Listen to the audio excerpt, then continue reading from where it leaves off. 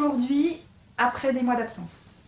Ouais, et des mois d'absence. Parce que la dernière fois que j'ai tourné et publié une vidéo sur ma chaîne, c'était mi-janvier, on est déjà mi-mai.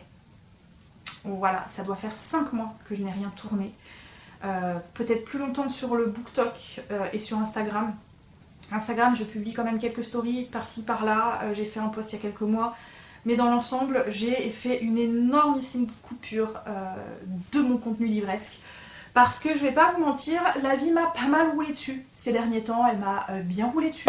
Voilà, et que du coup, il est arrivé un moment où je n'avais plus l'énergie physique, ni l'énergie mentale, ni le courage, ni l'envie de me consacrer à mes réseaux sociaux. Voilà. Je le sais que je vous avais prévenu que ma chaîne ne serait pas prioritaire pour 2026, mais c'est vrai qu'au départ, je ne m'attendais pas à faire une coupure aussi longue. Il s'avère que là, aujourd'hui, j'ai envie de revenir un petit peu. Alors, je ne vais pas revenir avec une vidéo par semaine, on verra bien comment les choses vont se goupiller, mais je me sens un petit peu plus l'énergie de revenir, je me sens un petit peu plus l'envie de revenir sur les réseaux sociaux. Ne vous attendez pas à un grand remaniement de la chaîne, là, vraiment, c'est pas l'objectif du tout. De toute façon, cette chaîne, je sais parfaitement qu'elle ne va pas non plus beaucoup évoluer, puisque de toute façon, je n'ai jamais atteint les 1000 abonnés, je ne pense pas les atteindre à un moment ou à un autre, mais je continue parce que finalement, moi j'aime bien tourner les vidéos et je fais ça pour mon propre plaisir avant tout. Donc voilà, je sais qu'il y en a qui me suivent, je sais que certains continuent de regarder mes vidéos, voilà. Mais c'est vrai que ces derniers temps, j'ai eu besoin de cette coupure, d'être égoïste et de ne penser qu'à moi et de ne pas me dire bon alors j'ai lu ça, il faut que j'en parle, non, est-ce que je le lis alors que ça me plaît pas pour leur en parler, alors que vraiment non, j'ai vraiment été égoïste, j'ai pris juste, j'ai retrouvé le goût et le plaisir de lire pour moi et uniquement pour moi, bêtement, et ça m'a fait du bien parce que cette chaîne, ça fait 12 ans je crois que je l'ai, et c'est la première fois que je fais une aussi grosse coupure sur la chaîne. Vraiment, c'est en 12 ans, c'est la toute première fois que je coupe mes réseaux aussi longtemps. Vraiment, vraiment, vraiment. Et ouais, ça m'a fait beaucoup, beaucoup de bien. Sans compter que je reviens avec voilà, quelques petits changements, donc notamment capillaires, puisque égoïstement, encore une fois, j'ai eu besoin de me faire couper les cheveux. Je ne pouvais plus m'en occuper, je n'avais plus l'envie, plus l'énergie de m'occuper de mes cheveux, les boucles là qui faisaient pas ce que je voulais. J'ai eu les cheveux qui ont quand même pas mal cassé, puisque je les tirais beaucoup. J'ai eu des pertes de cheveux assez importantes également, mais ça c'était à cause de la prise d'hormones. Voilà, donc il y a eu beaucoup de choses. Et si j'ai fait au départ cette grosse coupure, c'est parce que, vous le savez, je suis en PMA, j'ai fait une vidéo dessus. Je vais pas trop m'attarder sur les détails puisque j'ai pas trop non plus envie de m'attarder sur ça. Il y a pas mal de comptes sur TikTok de femmes et des couples qui font la PMA, donc je vous laisserai aller voir si vous voulez un peu plus de renseignements. Moi je vais pas rentrer dans les détails parce que je me sens pas non plus l'envie ni l'énergie d'en parler plus que ça. Mais voilà, je suis en PMA, je suis tombée enceinte en décembre et j'ai fait une fausse couche mi-janvier. Donc à 6 semaines de grossesse, je l'ai perdue et à partir de là, j'ai eu besoin d'une pause. Alors attention, je m'en suis remise, hein, voilà, j'ai fait le deuil de ce bébé qui ne viendra jamais au monde. Le deuxième essai, en tout cas en Espagne, n'a rien donné non plus, donc j'ai le médecin qui a voulu que je refasse des examens qui ne sont toujours pas terminés. Et j'ai été obligée de repasser par la case opération, donc vraiment, autant vous dire que c'est dur, voilà, ça a été dur, ça a été très très dur ces derniers mois.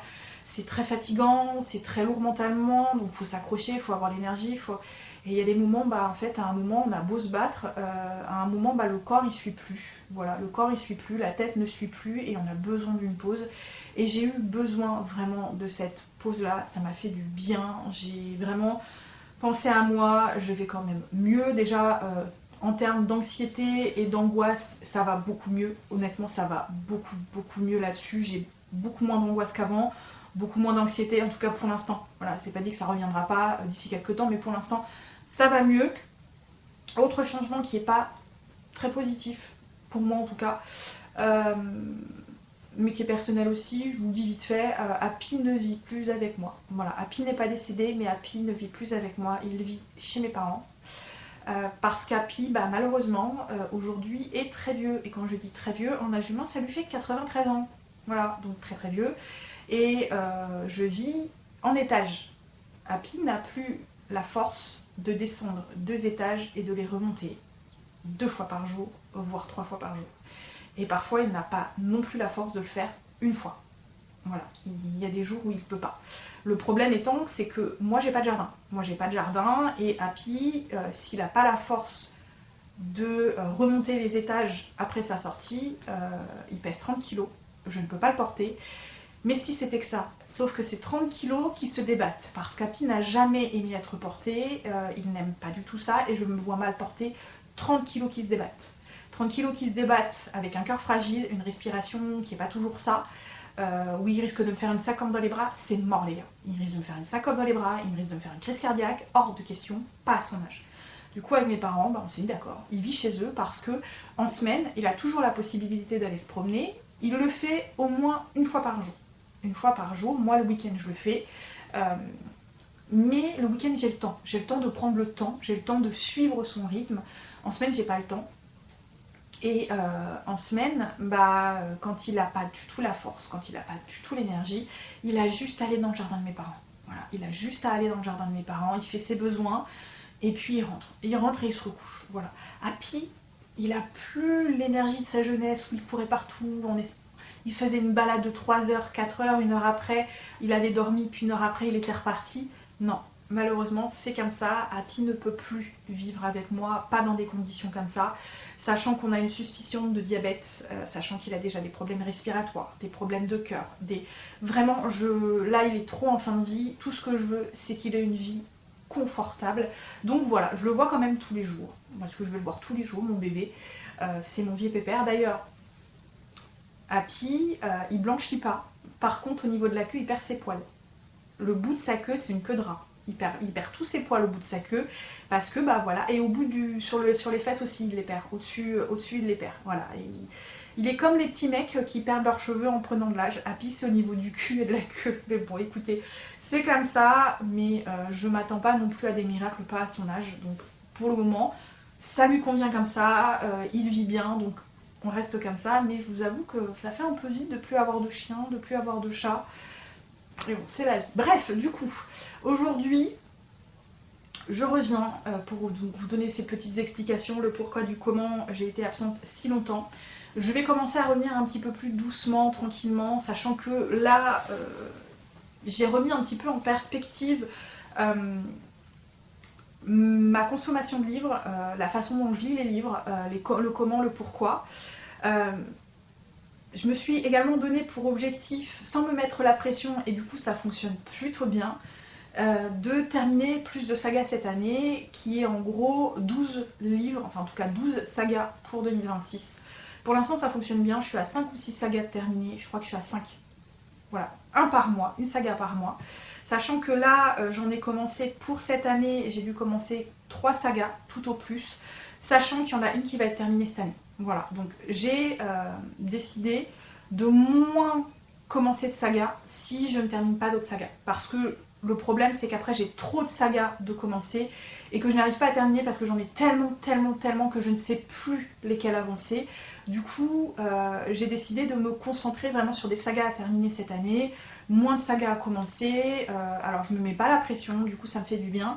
Et en termes de type de livre, j'essaie de moins me laisser hyper par les réseaux sociaux parce que je me laisse beaucoup trop hyper, ce qui fait que souvent je vais acheter des livres qui soit vont me plaire moyennement, soit pas du tout, parce que voilà, je me laisse trop hyper. Et aujourd'hui, sur tout ce qui est l'imaginaire, il y a beaucoup plus de romantaisie que de fantaisie et de science-fiction.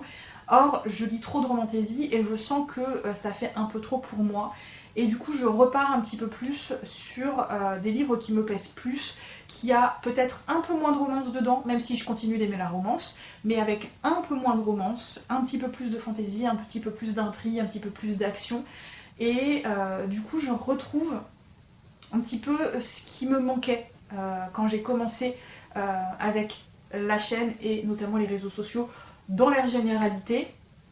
Et ça me fait du bien en fait de vraiment juste me reconcentrer sur ce qui me faisait du bien autrefois et du coup de remettre un petit peu plus en perspective en termes également d'objets livres, puisque aujourd'hui, même si je continue de me procurer des formats reliés, parce que parfois il n'y a plus que les formats reliés,